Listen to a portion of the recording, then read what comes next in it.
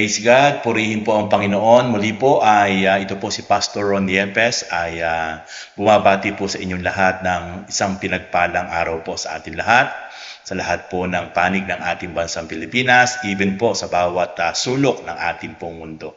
At sa lahat po ng ating mga subscribers, sa ating mga taga-subaybay sa ating pong channel sa YouTube, at even po sa mga baguhan pa lang po na ngayon pa lang po nakapanood sa channel na ito, isang pinagpalang araw po sa atin lahat. At bago po tayo dumako sa pag-aaral ng salita ng Diyos, ako po ay minsan pa ay maglalambing po sa inyo na sa bawat hindi pa po nakasubscribe ay tayo po yung mag-subscribe at pakilike na rin po yung ating pong videos at pakishare na rin po para po marami po makapanood ng ating pong mensahe po sa ating pong pangangaral ng salita ng Diyos at pakihit rin po yung ating pong notification bell para po updated po tayo sa mga bago po nating i-upload na mga videos. Okay? Purihin ang Panginoon. Sige, minsan po ay tayo pa ay manalangin bago tayo magsimula. Lord, maraming salamat po Panginoon sa pagkakataong ito at salamat Lord sa pribilehiyo na magamit ang YouTube platform upang maipangaral ang inyong salita. Salamat po Lord at dalangin ko po Father God na patuloy. Kayo po ang patuloy Lord na gumalaw at kumilos Panginoon. Pangunahan niyo po ang inyong lingkod. Hallelujah. Salamat po Lord. Ito po ang aking dalangin. In Jesus' name we pray. Amen and amen. Praise God. Purihin ang Panginoon. Okay. Sige po. Tayo po ay mag-aral na po ng salita ng Panginoon. At sa oras po ito ay nais ko pong i-share sa inyo yung topic about what does the Bible says about sinners? Ano nga ba ang binabanggit ng Biblia patungkol sa mga makasalanan? Sapagkat napakahalaga po na malaman po ng bawat isa po sa atin kung ano po ang binabanggit ng Diyos sa kanyang salita. Mula po sa banal na kasulatan, patungkol po sa mga taong hindi po sumusunod sa kalooban ng Diyos. Patungkol po sa mga taong nagpapatuloy po sa kasalanan, nagpapatuloy po sa kasamaan. Ano ba ang tunay na sinasabi ng Diyos sa pamamagitan po ng banal na kasulatan? Sabi po doon sa aklat ng Romans chapter 3 verse 10, as it is written, there is no one righteous, not even one. Sinabi ng Diyos sa kanyang salita na walang matuwid, wala kahit isa. Wala pong makapagmamalaki sa bawat isa po sa atin na tayo po ay righteous na, matuwid na. Sapagkat lahat po tayo ay naging marumi, naging makasalanan. At dahil po sa biyaya lamang po ng Diyos, dahil po sa ating Panginoong Hesus, kaya po tayo ay pinabaging banal sa pamamagitan po ng kamatayan ng ating Panginoong Hesus sa krus. At sa kanyang dugo na tumikis, yung pong precious blood of Jesus Christ, yung po ang naging dahilan kung bakit tayo po ay naging kalugod-lugod at naging malinis sa harapan ng Diyos. Pero wala pong matuwid, wala kahit isa. Sabi po ng Romans chapter 3 verse 23, for all have sinned and fall short of the glory of God. Walang nakaabot. Walang nakaabot. Lahat ay nagkasala at walang nakaabot sa kaluwalhatian ng Diyos. Kaya makikita po natin mula kay Adan at kay Eva hanggang sa kanilang mga naging anak, hanggang sa kanilang mga kaapu-apuhan, hanggang sa ating generation, ay talagang walang naging matuwid, wala kahit isa. Lahat ay nagkasala.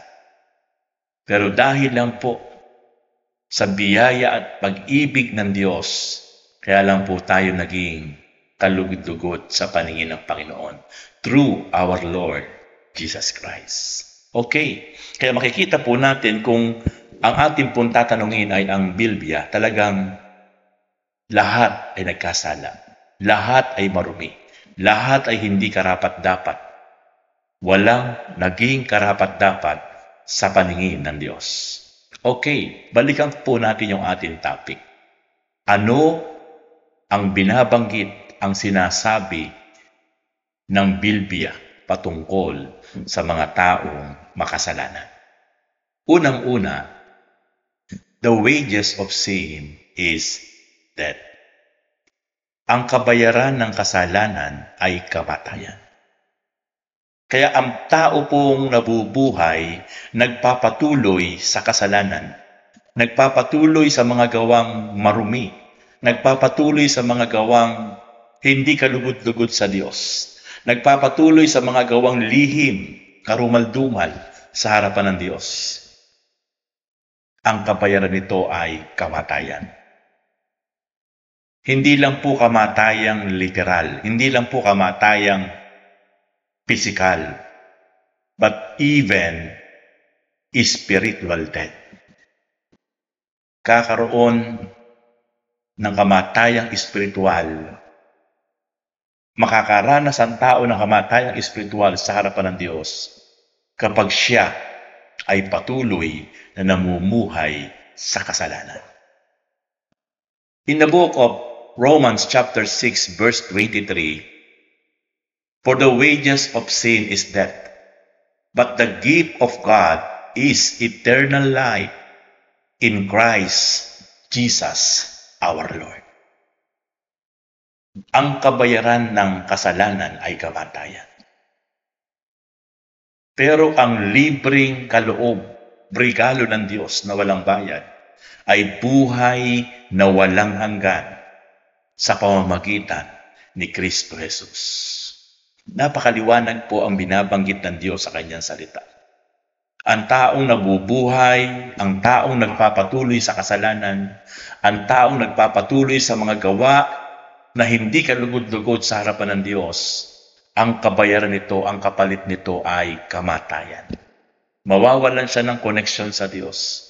Mawawalan siya ng tunay na access sa Panginoon sapagkat spiritually dead ang kanyang mararanasan. At kapag nagpatuloy siya sa kanyang mga gawang marumi, gawang masama, physical death, literal death, mararanasan ng isang tao.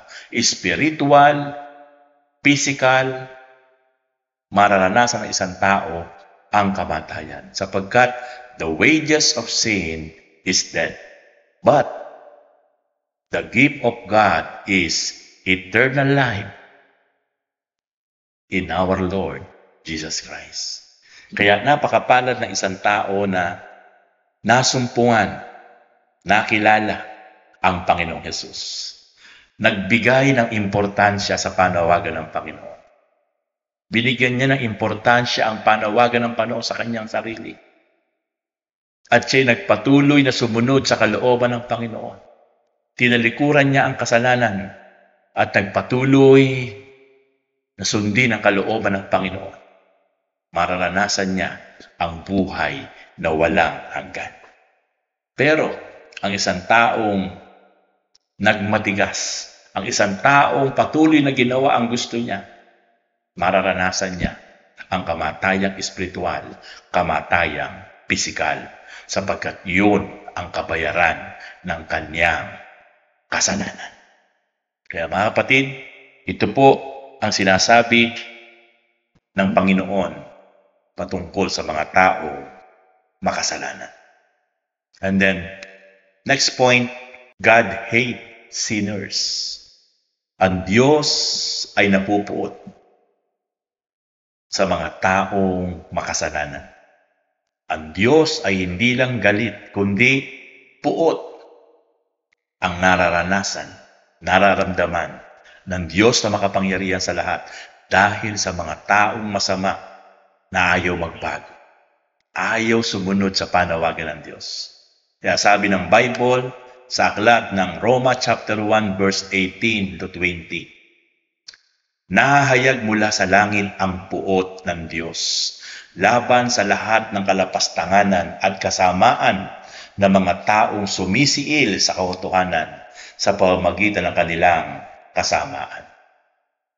Nahahayag mula sa langit hanggang langit, doon sa trono at tirahan ng Diyos, sumusuko ang kasamaan ng mga tao habang sila'y pinagmamasdan ng Diyos. Kaya yung puot ng Diyos ay talagang nahahayag sa kanila mula sa langit. Kaya yung mga taong nagpapatuloy sa kasamaan, yung mga taong ayaw tumalikod sa kasalanan, yung mga taong nagmamatigas sa harapan ng Diyos, ang puot ng Diyos ay mararanasan nila. Verse 19, ang maaaring malaman tungkol sa Diyos ay maliwanag. Yamang inihayag ito sa kanila ng Diyos. Mula pa nang likhain niya ang sanlibutan, ang kalikasang di nakikita, ang kanyang walang hanggang kapangyarihan, at pagka-Diyos ay maliwanag na inihahayag ng mga bagay na ginawa niya. Kaya't wala na silang maidadahilan. Kaya makikita po natin, yung mga bagay na nilikha ng Diyos ay naghahayag na meron talagang Diyos na dapat sundin. Meron talagang Diyos na hindi nakikita na gumawa ng mga bagay na hindi kayang likhain at di kayang dalangin ng tao. Inihahayag na mga likhang ito, na meron talagang Diyos na lubos na makapangyarihan sa lahat, na kailangan talaga ng bawat isa sa atin ay magpailalim, sumunod sa kalooban ng Diyos. Ang kabundukan, ang karagatan, ang araw, ang buwan, ang mga bagay na hindi kayang likhain ng tao, pero may buhay, ito'y merong pinagmulan at may pinagsimulaan kung bakit ito ay dumami at dumami, at iyon ay katibayan na meron talagang Diyos na lumikha ng mga bagay na ito sa langit, sa lupa, sa dagat, sa ilalim ng lupa. At lahat ng mga dinalang na may buhay, meron Diyos na lumikha niyan, sapagkat walang taong makalilikha ng kahit isang insekto na may buhay, sapagkat ang buhay ay mula sa Diyos.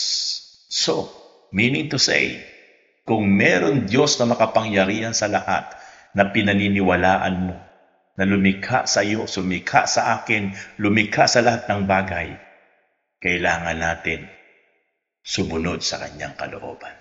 Kung ano yung nais niya, sundin natin, hindi yung gusto natin. Kailangan nating mamuhay ng may katuwiran, may kabanalan, sapagkat ang Diyos ang may sabi, ako'y banal, kaya kayo'y dapat magpakabanal. Kaya ayaw ng Diyos na ang kanyang mga nilikha, especially tayong mga tao, ay magpapatuloy sa pamumuhay ng may kasamaan. Kaya, nais ng Diyos, tayo ay sumunod. Tayo magbalik loob sa Diyos. Tayo mamuhay ng may kalinisan, may kabanalan, ayon sa nais ng ating Panginoon. And then, there is no peace.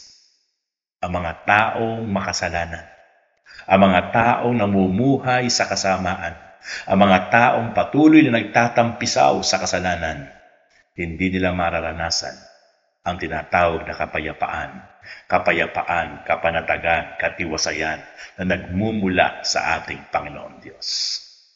Ito ang napakasakit na katotohanan, sapagkat ang isa sa pinakamasarap na maranasan ng isang taong nabubuhay, kahit siya ay hindi mayaman, kahit siya ay walang pinag-aralan, kahit siya ay walang maipagmamalaki na na-achieve sa buhay, pero ang pinakamasarap na meron siya ay yung meron siyang kapayapaan, meron siyang kapanatagan, meron siyang kaligayahan, hindi mula sa mundo, kundi mula sa ating Panginoon Diyos. But kapag ang isang tao ay patuloy na namumuhay sa kasalanan, hindi niya kahit kailanman mararanasan ang tinatawag na kapayapaan.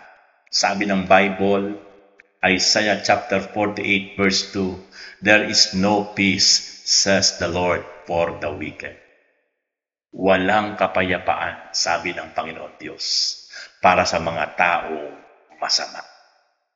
Ang mga taong masama, ang mararanasan ng mga taong masama, walang ginagawang mabuti, walang ginagawang tama, pawang kanilang ginagawa ay ayon sa gusto ng dyablo, ayon sa gusto at nais ni Satan ang kanilang ginagawa. kahit kailan ang buhay, kalooban, isipan nila ay hindi sila makakaranas ng tunay na kapayapaan. Pagkus, puro kapighatian, kalungkutan, kasipayuan, sapagkat ito ang dulot at bunga ng bawat isang taong nagpapatuloy sa masamang pamumuhay. Kaya, nakakalungkot na ito ang katotohanan na binabanggit ng Diyos mula sa kanyang salita. In the book of Isaiah chapter 57 verse 21, "There is no peace, says my God, for the wicked." Wala talagang mararanasang kapayapaan. Wala talagang matatamo na kapanatagan ang isang taong patuloy na namumuhay sa kasamaan, namumuhay sa kasalanan. Ito ang sinasabi ng Diyos na makapangyarihan sa lahat. Kung nais nating maranasan ang kapayapaang na iniwan ng ating Panginoon na binanggit ng Panginoon bago siya bumalik sa langit, sabi ni Lord, "Iniiwan ko sa inyo ang kapayapaan. Sumainyo ang aking kapayapaan." Ito yung naranasan ng mga unang mga manampalataya, unang mga alagad na tunay na tapat na nabuhay ayon sa nais at kalooban ng Panginoon. Sa pamamagitan ng gabay ng banal na Espiritu, naranasan nila ang tunay na kapayapaan, kapanatagan, katiwasayan sa buhay nila sapagkat ito ang kanilang naranasan sa pamamagitan ng kanilang tapat na pagsunod at pananalig sa ating Panginoon Diyos. Pero taliwa sa mga taong walang panahon sa Diyos. Sa mga taong patuloy na ang ginagawa ay puro karumihan, kasalanan, at patuloy nagtatampisaw sa maruming pamumuhay. Never nilang mararanasan ang tunay na kapanatagan, kapayapaan at kagalakan na nagmumula sa ating Panginoon. Hallelujah! Praise God! And then, next point, ang mararanasan o ang sinasabi ng Diyos patungkol sa salita ng Diyos, patungkol sa mga taong masama. They have no part in the kingdom of God. Wala silang puwang, wala silang lugar sa kaharian ng Diyos. Ito ang sinabi ng Diyos. Ang mga taong hindi nagsisi, hindi tumalikod sa kasalanan, kahit sila ay tumatawag sa pangalan ng Panginoon, kahit sila ay patuloy na nakikinig na salita ng Diyos, kahit sila ay patuloy na nagbibigay ng parangal sa Diyos. But never silang tumalikod, never nilang pinagsisihan ang kanilang masamang pamumuhay. They have no part in the kingdom of God. Sabi ng Diyos sa kanyang salita, sa unang Korinto chapter 6 verse 9 to 11, "Hindi ba ninyo alam na ang mga makasalanan ay walang bahagi sa kaharian ng Diyos? Huwag ninyong dayain ang inyong sarili. Ang mga nakikiapid, sumasamba sa Diyos-Diyosan, nangangalunya, nakikiapid sa kapwa lalaki o kapwa babae, ang mga magnanakaw, masasakin, mapaglasing, mapanlait, o magdaraya, ang ganyang mga tao'y walang bahagi sa kaharian ng Diyos." Ganyan ang ilan sa inyo noon, subalit kayo nilinis na sa inyong mga kasalanan at itinalaga na kayo sa Diyos. Kayo'y pinawalang sala na sa pangalan ng Panginoon sa Kristo at ng Espiritu ng Diyos. Praise God!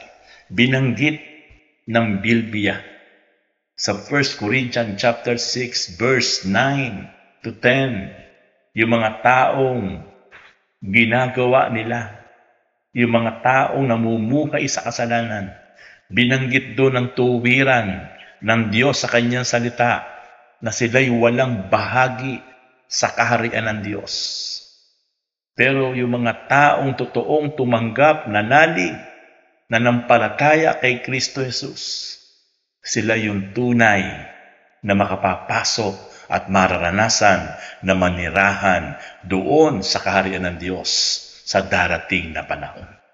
Kaya po mga kapatid, napakahalaga po na patuloy ng bawat isa po sa atin, anuman yung ating ginagawa, anuman yung ating mga lihim na ginagawang karumihan kasalanan. Hindi man ito nakikita ng bawat isang mahal natin sa buhay o ng ating mga kapwa, pero meron Diyos na nasa langit na nakatunghay 24/7, alam at nakikita yung ating mga lihim at yung ating mga ginagawa. It is a right time, brothers and sisters, na tayo ay totoong tunay na magbalik loob sa Diyos. Tanggapin ang Panginoong Hesus bilang personal Lord and Savior at magpatuloy tayo gumawa ng mga bagay na makapagbibigay na kalukuran at karangalan sa Diyos. Praise God. Purihin ang Panginoon. And then next point, the Lord came for sinners. Ang Panginoon hindi naparito para sa mga banal.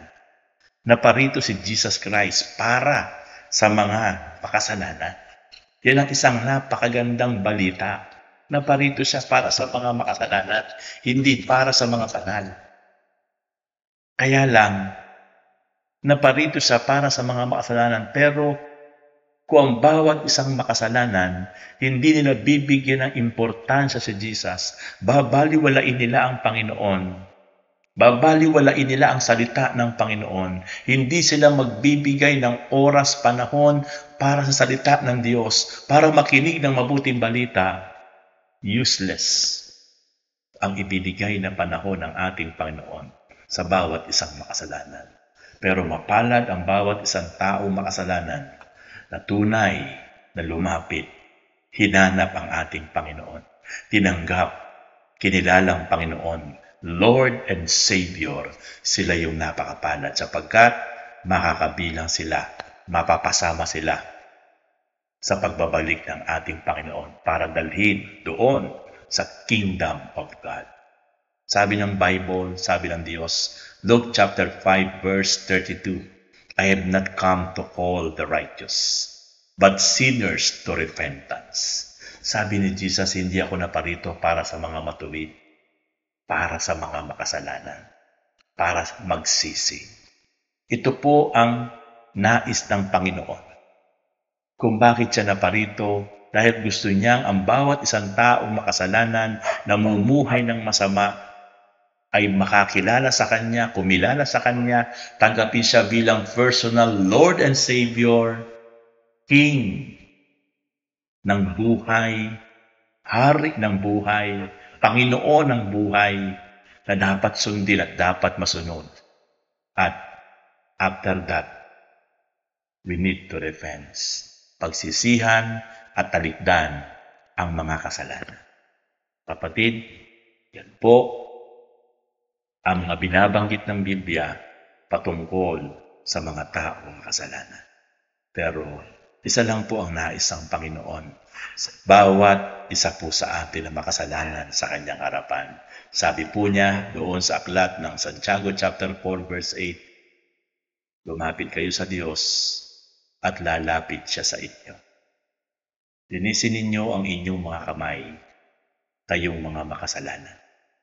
Linisin ninyo ang inyong puso, kayong pabago-bago ang isip. Kapatid, I challenge you. Hindi isang aksidente na ngayon sa oras na ito ay natagpuan mo at inalaw ng Diyos na makapanood ka sa programang ito ng Lingkod ng Diyos sa YouTube channel Pastor Ronnie Yepes. May magandang plano ang Diyos sa iyo, kapatid. Mahal na mahal ka ng Panginoon. Kapatid, aminin mo lang na ikaw ay nagkulang, ikaw ay nagkasala. Tanggapin mo ang Panginoon sa buhay mo. Pasimulan mong buksan ang pintuan ng puso mo. At papasukin mo ang Panginoon Hesus sa buhay mo. I tell you, kapatid, mahal na mahal ka ng Panginoon. Gustong-gusto ka niyang pagpalain, i-bless, Gusto kanyang bigyan ng isang buhay na ganap at kasiyasiya. Gusto kanyang bigyan ng lubos na kapanatagan at kapayapaan. Ano mang bigat sa puso at isip mo, kapatid, may magandang plano ang Diyos. Siya ang may sabi, lumapit ka lang. Ikaw na napapagal at nabibigat ang lupa sa iyong pasanin. At ang pangako ng Panginoon, ikaw ay kanyang pagpapahingahin. Patuloy kang mag-aral ng salita ng Panginoon. Itong programang ito ay niloob ng Diyos upang magamit ng Diyos para sa bawat isang tao na naghahanap upang patuloy na makabalik sa Panginoon at dumaloy at maranasan ang pagpapala at kapangyarihan at kapanatagan na nagmumula sa Panginoon. Kapatid, mahal na mahal ka ng Panginoon. Ang bawat isa sa atin ay iniibig ng Panginoon. Sa oras na ito, ikaw ay inaanyayahan ng Panginoon. Nasaan ka man ngayon, ano man ang iyong ginagawa. Sumabay ka sa panalangin ito. Tutulungan kita, kapatid, na manalangin ng pagtanggap sa Panginoon. Panalangin ng pagsisisi at pagbabalik loob sa Panginoon. Pumikit ka, kapatid, at pangungunahan kita sa panalangin. Na mula sa puso mo, sundan mo ang mga panalangin ito. Let us pray, kapatid. Panginoon, salamat. Salamat po sa oras na ito, O God, sapagkat muli na ihayag na inyong lingkod ang salita niyo. Dalayan ko po, Lord, na sa bawat isa ngayon na nakapanood at nakikinig ng inyong mga salita, gumalaw kayo, kumilos kayo, panukat sa bawat isa. Kapatid, sumabay ka sa panalangin ito. Kung ano man yung sasabihin ko, ay sabihin mo din na nagmumula sa iyong puso. Panginoon, salamat po. Sapagkat sa pagkakataong ito, niloob mo po na makapakinig ako ng inyong mga salita. Dalahin ko po sa oras na ito na patuloy na ako po ay nagsisisi sa lahat ng aking mga kasalanan. Inaamin ko po ang aking karumihan, ang aking kasalanan. Nangangailangan po ako ng isang Panginoon na tatanggapin kong hari, tagapagligtas ng aking buhay.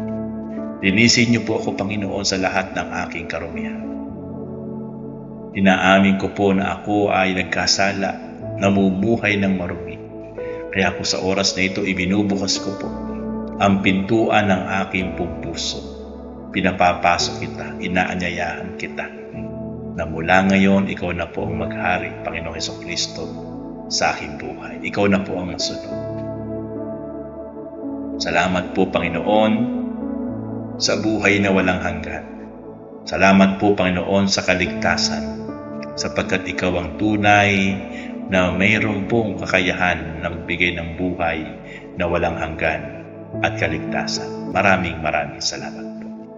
Ako na lang po ang mananalangin. Lord, salamat sa oras pong ito. Salamat po sa bawat isang nakapakinig, nakapanood ngayon sa programa ng inyong lingkod, Ron Yepes, dito po sa YouTube channel. Salamat po, Father God. Dalayan ko po, Panginoon, ang bawat isa na ngayon po ay nakapakinig. Pagdalayan ko po na patuloy, Lord, na pagrimahin niyo po ang mga salita na napakinggan po nila. Itimo niyo po ito ng malalim sa puso at isip nila, Panginoon. Hayaan niyo po, Lord, na patuloy po nilang maranasan, O God, Lord, ang spirit of excitement, Panginoon, kauhawan, kagutuman sa inyong salita.